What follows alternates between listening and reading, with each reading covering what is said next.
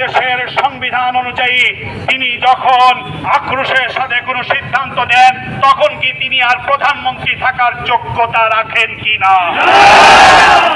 বর্তমান প্রজন্মের শিক্ষার্থীদেরকে আপনি মুক্তিযোদ্ধাদের সম্মুখে সরাসরি তাদের বিপক্ষে অবস্থান করিয়ে নিলেন। যদি রক্ত চায় আমরা রক্ত ঢেলে দিতে প্রস্তুত আছি। রাজপথ যদি জীবন চায় আমরা জীবন বিলিয়ে দিতে প্রস্তুত আছি।